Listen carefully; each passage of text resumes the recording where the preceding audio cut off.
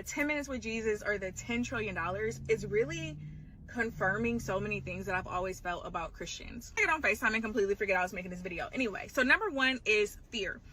Y'all not scared enough of God for me. I need to get in front of him and make sure my name is on that book. I need to make sure that I'm going to heaven.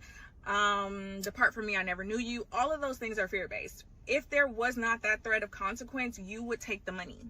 And there's nothing wrong with that, in my opinion, at least. Even like my relationship with, let's say, my parents, right? My parents never had to beat me for me to do the right thing. I've always had respect for them, not because I'm afraid of them, but because I love them and I trust them. And I trusted that they were leading me in the right ways, right? I don't even ever remember being on a punishment. I've never needed the threat of a consequence to do the right thing. And in my opinion, if you consistently need, oh, you can go to hell hanging over your head to stay on a path or to be a good person, you're not a good person. Personally, in my opinion, again. So, and then the second one is a lot of ways that you view God is based on how you grew up, right? So a lot of us, people that look like me, we grew up in households where we were disciplined, sometimes pretty heavily. And a lot of times you were told that it's based on something that you did, or this is going to hurt me more than it's going to hurt you. This is for your greater good. This is what's best for you, under a lot of abuse, unfortunately. So I think that has kind of skewed the way that we view God, not as loving, but as someone like ready to like have like this vengeance towards you in a lot of ways. So I hear like, oh, pressure make diamonds. God had to break you down to let you know he was the only one you could depend on. All of these things that like really are not based in love in any way.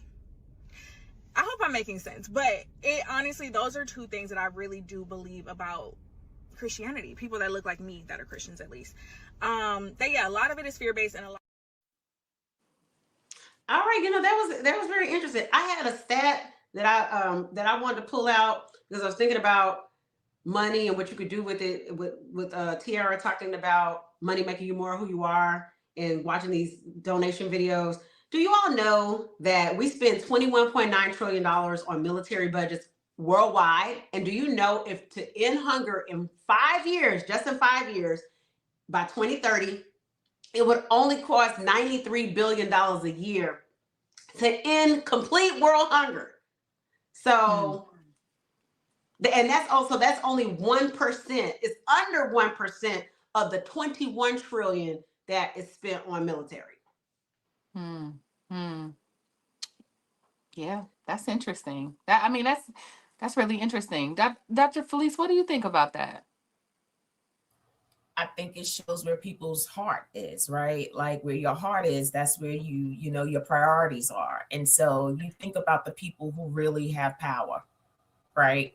And where they're choosing to spend their money is about power. It's about control. And it's a big chess game, right? And it has nothing to do with the love of humanity.